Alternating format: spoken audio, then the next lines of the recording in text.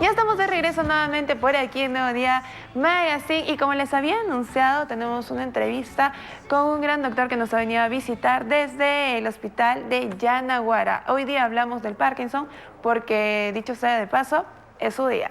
¿Cómo está, doctor Víctor Fernández Macedo? Bienvenido, es un gusto tenerlo por aquí. Muy buenos días a su distinguida audiencia, a su persona.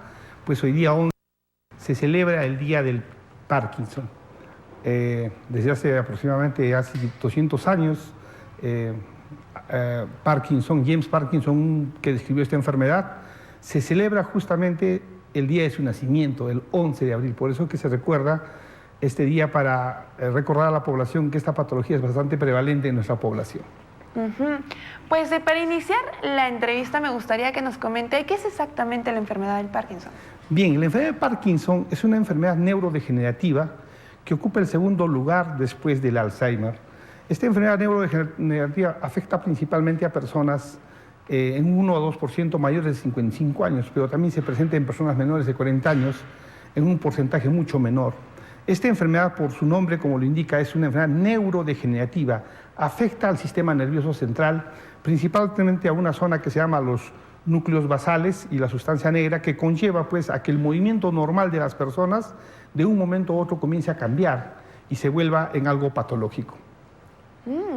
Pues mira, qué interesante este tema de esta enfermedad y cómo se da inicio a esto. Bien, normalmente lo que nosotros ya observamos en una persona es cuando ya está afectando la parte motora. Normalmente ya tiene una situación anterior que es no motora, donde la persona puede tener estreñimiento crónico, alteración en el sueño, alteración en la olfacción, lo que hemos visto bastante con esto del COVID-19. Estos pacientes ya tienen estas características muchos años antes. Se dice que cuando ya fallece casi el 80% o muere el 80% de la población neuronal, es que recién se ven los síntomas en la persona, que son normalmente 4 que sustentan a esta enfermedad. Principalmente el temblor, la rigidez, la disminución de los movimientos en la persona se siente como muy lenta y finalmente la inestabilidad al caminar. Son 4 signos cardinales que todos los médicos conocen y examinan a sus pacientes y si lo encuentran pues se inicia el tratamiento, por decir así. ¿Cómo se diagnostica que una persona tiene Parkinson? Una vez que nosotros hacemos una anamnesis al paciente y nos comenta de que se siente un poco lento en sus actividades, o lo observamos así, porque es más que todo de observación, desde su inicio, desde 1817 que se dio esta descripción en un paciente por James Parkinson, se categorizó como una parálisis agitante. ¿Cómo puede ser posible una parálisis agitante? Una persona que esté quieta, que esté sin movimiento y que esté moviendo. Por eso se le llama movimiento involuntario y tiene esta característica pues de ser una enfermedad que se caracteriza por la rigidez, el endurecimiento del cuerpo, se vuelve lento y comienza a temblar, pero en una forma lenta, en reposo, un temblor que es muy distinto a, digamos, como que contar unas moneditas, y cuando se para la persona tiene una inestabilidad para caminar, para desplazarse. Entonces, esas características al médico le llaman la atención y puede clasificar ya el inicio de esta enfermedad llamada enfermedad de Parkinson. ¿Y hay forma de repente confundir alguna enfermedad neurológica con el Parkinson? Muy excelente su pregunta, porque debía haberlo dicho, de que el Parkinson a un inicio no puede ser directamente Parkinson. Se llama parkinsonismo. Y el parkinsonismo es ese movimiento que observamos en el paciente y se divide en 3. Un Parkinson idiopático, que es el que estamos explicando desde hace un momento. Un Parkinson secundario, que viene a ser producto por fármacos, por situaciones de tratamientos, principalmente los neurolépticos que se utilizan en el servicio de psiquiatría, y finalmente por acompañamiento a enfermedades que no necesariamente son Parkinson, como la esclerosis multisistémica o la atrofia cerebelosa.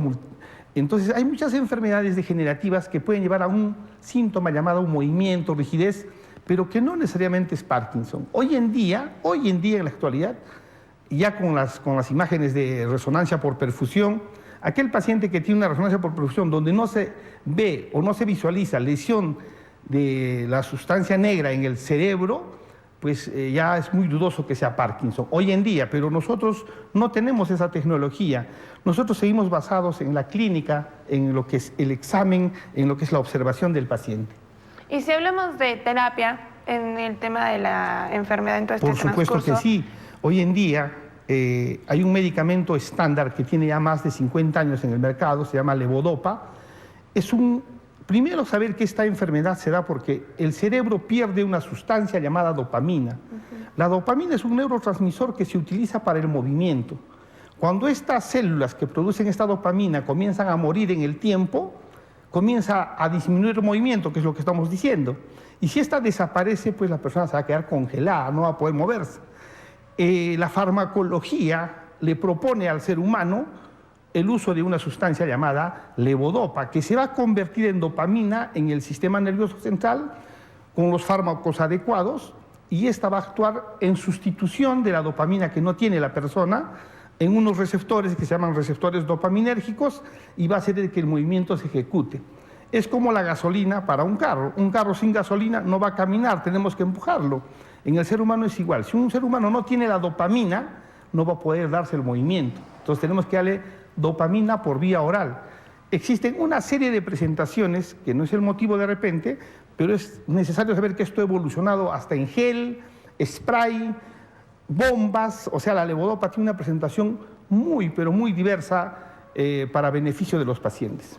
Y según los avances en la medicina también, ¿se ha descubierto a raíz de qué se da esta enfermedad? Excelente. Hay un estudio aislado de personas que consumieron en alguna oportunidad una sustancia llamada polvo de ángel, que es una droga muy intensa, y todos los que consumieron esta sustancia en una dosis, llamemos fuerte, murieron con el Parkinson. O sea, les dio el Parkinson y murieron con esta. Cuando hicieron la necropsia, encontraron que todos tenían dañado esta sustancia negra llamada donde se forma la dopamina. Entonces, presumieron de que hay una sustancia en el medio ambiente que puede provocar que se inicie esta muerte. Se llama apoptosis en el término médico, y que podría iniciar la muerte. Entonces se extrapola este pensamiento a decir que puede haber factores en el medio ambiente como organofosforados, metales pesados, agua de subsuelo, que podría estar relacionado con la etiología de esta enfermedad. Pero también se ha descubierto que hay una parte genética que está relacionada con genes propiamente del Parkinson. Y hay que aclararle a la población que existen diferentes tipos de Parkinson. No es un solo Parkinson. Hay Parkinson predominantemente temblor, rígido temblor, o hay también de la cara, de los labios, de la cabeza, de la marcha, de la pierna. O sea, tenemos diferentes presentaciones clínicas de la misma enfermedad, porque justamente son diferentes genes los que afectan al ser humano. Mira, qué interesante. Y si hablamos del entorno de la persona, ¿no? Porque yo me imagino que vivir esta enfermedad, conllevar esta enfermedad y el tratamiento, a estas personas necesitan apoyo emocional de repente. Totalmente, como toda patología, cada vez que nosotros le damos la noticia al paciente de que pues tiene esta enfermedad, lamentablemente, todo ser humano se viene abajo, no tiene un estado depresivo inicial.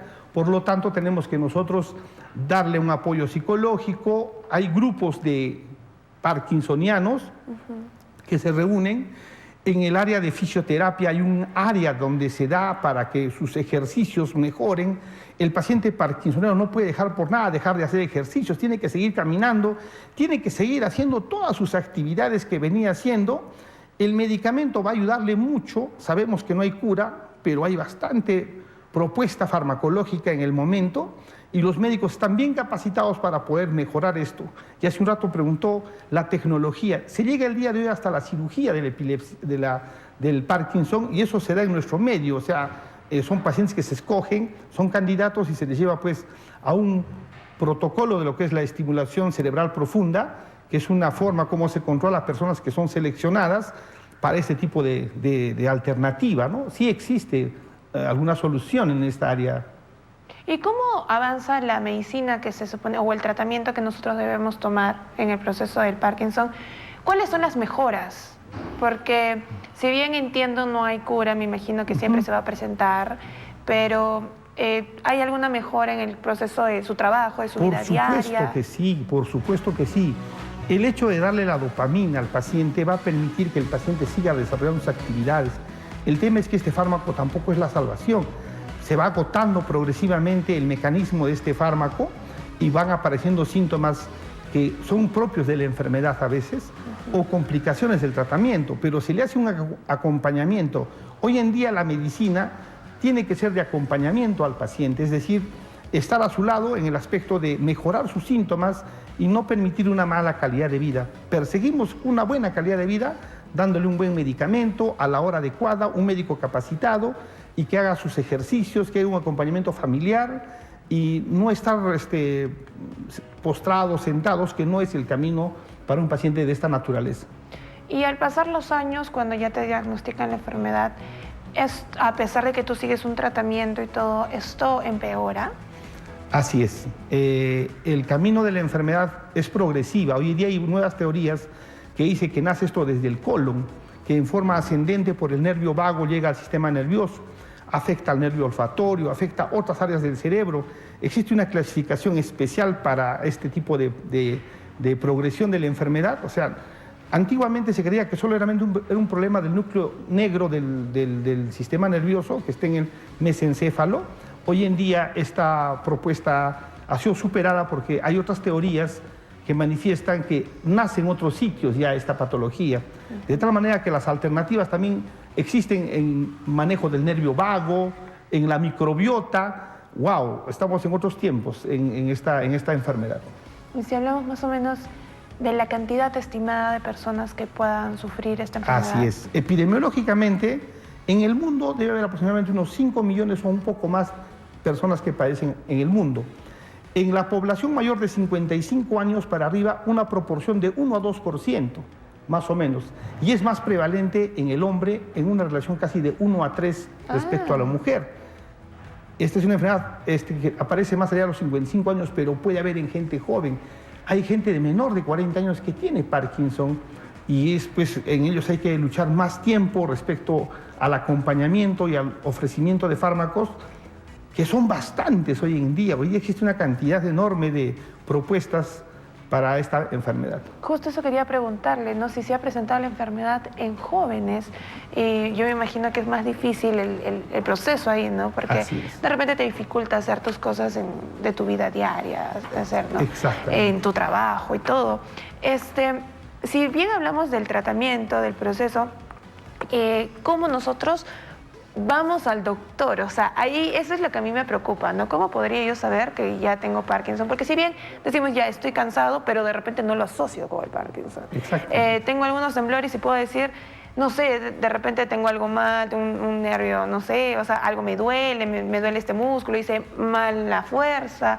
Puede ser, ¿no? O sea, esperamos a último momento hasta ir al doctor. Así es, efectivamente, los pacientes no vienen inmediatamente por el problema del temblor, ya por un tiempo, cuando ya observan ciertas características que llama la atención en el entorno familiar, que mucho tiembla su mano, y se van al médico y el médico, bajo un examen clínico, diagnostica esta. No necesita tomografía, resonancia, no necesita estudios mayores esto, porque en base a lo que examinamos se encuentran signos que son muy propios de esta enfermedad.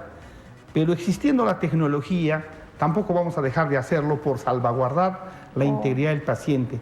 Entonces se les hace estudios complementarios para darle tranquilidad. Pero nosotros los profesionales del área de neurología y los demás médicos, como son los internistas que manejan también esta patología, o los geriatras, ubicando los signos como son la rigidez de rueda dentada, el temblor típico de cuenta moneda, o la marcha del paciente que es una marcha lentita, o la voz del paciente que ha cambiado, ya no es una voz altisonante como expresamos en este momento, sino es una voz calladita, monótona, bajita, de bajo tono, y también su cara se vuelve inexpresiva, una cara como que estuviera enojado, como que estuviera sin gestos. Eso le llamamos una facies hipomímica.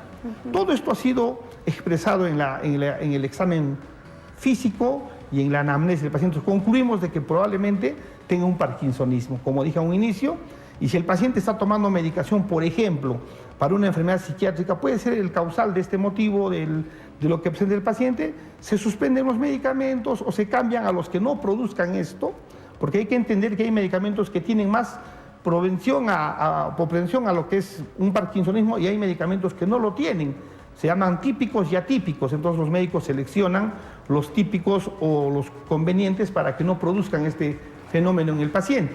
Entonces sí se puede detectar, sí se puede diagnosticar. En Yanaguara nosotros tenemos el equipo para esto, también digamos, corroboramos con una tomografía de ser necesaria y también detectar si fuera un parkinsonismo plus, que es una patología diferente, asociado a demencia, asociado a otro tipo de enfermedades que también pues lamentablemente son degenerativas y no tan buen pronóstico en el paciente.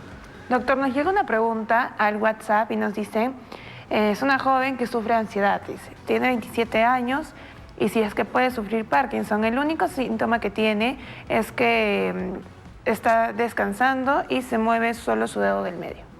Ya, bueno, aparentemente ese síntoma no es un síntoma de ver que sea un parkinsonismo. Lo que sí, la ansiedad es una respuesta del organismo a un estrés, pero es una respuesta fisiológica la ansiedad. Todos nos ponemos ansiosos en algún momento por el trabajo, una obligación. El tema viene cuando esta ansiedad se toma sin que haya una obligación, un riesgo. O sea, en mi mente yo imagino cosas y de repente nuestra señorita paciente o paciente puede estar imaginando que ya tiene la enfermedad, cuando no es así. En realidad tiene que ir a un profesional, ser evaluado de forma general, ver otros signos como el que acabamos de decir.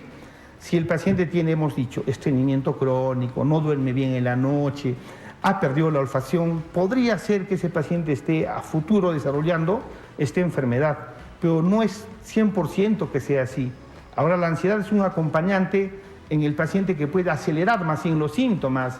Yo puedo tener el temblor inicial de Parkinson, pero si soy ansioso, preocupado, ese temblor se va a incrementar por el miedo que yo tengo a la enfermedad.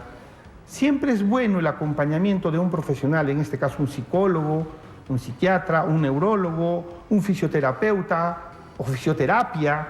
O sea, todo un conjunto para un paciente con Parkinson, para acompañarlo y tenga una buena calidad de vida. Por eso que este día 11 de abril, que recordamos y celebramos el nacimiento de James Parkinson, que es el que describió por primera vez en 1817 esta patología, es que celebramos, recordamos y estudiamos más esta enfermedad. Y gracias por la invitación, porque esto nos permite llegar a la comunidad y darles alguna orientación, tranquilidad. Existen muchos estudios, existen médicos capacitados, hacemos un buen acompañamiento. No todos los Parkinson son iguales, tienen un promedio de 15 a 30 años de evolución los Parkinson. No hay que tener mucho miedo respecto a esta situación de saber que tiene uno esta enfermedad. Nos comentan también otra pregunta y nos dice si hay alimentos que tengan dopamina. Excelente, sí, claro que sí. La dopamina en sí es un neurotransmisor que deriva de la L-tirosina, y la L-tirosina es el precursor que está en los alimentos. El tema no está tanto en la L-tirosina, el tema está en la producción de la dopamina. O sea, tenemos L-tirosina, pero no logra producirse la dopamina como tal. Hay una lesión que se llama apoptosis, que hace que las células que producen la dopamina comiencen a morir. Y cuando ocupa el 80% de esta población es que aparecen los síntomas motores, porque los síntomas no motores también existen en el Parkinson, ¿no? Los síntomas motores son los que más vemos. ¿Por qué motores? Porque es temblor, es rigidez, es marcha, y ahí nos damos cuenta, pero ya tiene el 80% de la población. Pero estas células que fabrican la dopamina, por alguna razón comienzan a morir, como hemos dicho hace un rato, y no hay dopamina, pero no es tanto la L-tirosina, sino es la dopamina. Entonces, la farmacología ha creado una pastilla que se llama levodopa. Esta levodopa es un precursor de la dopamina, pero que cuando se le daba solito al paciente, esta pastilla no llegaba ni 1 miligramo al cerebro. Tenía que acompañarse de otro fármaco que se llama carrier, un componente asociado, y recién gracias a este carrier es que llega la dopamina en 1% al sistema nervioso. O sea, si yo consumo una pastilla de 250 miligramos, que es la que hay en el seguro y en el mercado, sobre 25 de carbidopa, solo llega el 1%. Ese 1% es el que se va a convertir, esa levodopa se va a convertir en dopamina por una enzima especial y va a entrar al espacio intersináptico y va a producir el movimiento de la persona. O sea, el que yo coma bastante L-tirosina como alimento no va a provocar que yo tenga más dopamina. sino que es un mecanismo diferente. Pues me gustaría que brinde algunos consejitos finales para las personas que nos están mirando, de repente hacerse sus chequeos a tiempo, ir al doctor, no dejar las cosas a último momento. Primero, el apoyo psicológico, porque muchos de estos pacientes se deprimen, por no decir todos. Segundo, tiene que haber programas en los hospitales, tanto del MINSA como de salud, de fisioterapia dirigida a estos pacientes. Está comprobado que el ejercicio, la dieta, es decir, una dieta saludable en un paciente parkinsoniano, hace de que su comorbilidad sea menor. Existe una situación que no hemos hablado. El paciente parkinsoniano comienza a subir de peso, pero no es un peso por el músculo, sino por el aumento de la grasa, y comienza a tener atrofia muscular. Eso debemos de evitar mediante el ejercicio. Nosotros necesitamos músculo para que la gente se mueva, para que el paciente camine. Pero si no va a estar caminando, no va a hacer actividades recreativas, fisioterapia, ese músculo se va a atrofiar. Un músculo atrofiado más la enfermedad, tenemos un paciente postrado. Un paciente postrado lleva a comorbilidades como es la obesidad, diabetes, hipertensión, enfermedades cardiovasculares, y encima todavía vamos a tener un paciente que de repente se va a caer porque no camina. Entonces tenemos que hacer que el paciente camine acompañado, siga haciendo sus actividades, vaya a sus controles periódicos, pregunte a sus médicos las otras alternativas. Nosotros los profesionales tenemos que estar permanentemente en capacitación para brindarle mejor atención a nuestro paciente. Doctor, si es que la gente lo quiere contactar, ¿cómo lo puede ubicar? Bueno, yo trabajo en el Seguro Social, son mis pacientes queridos ahí. Bueno, yo tengo acá mi consultorio, pero no...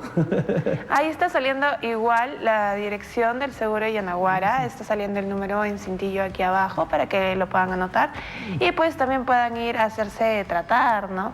Y no dejar a último momento la salud, que es lo más importante. Agradecerle nuevamente por haber venido aquí a enseñarnos y aprender juntos en este día tan importante. Muchas gracias.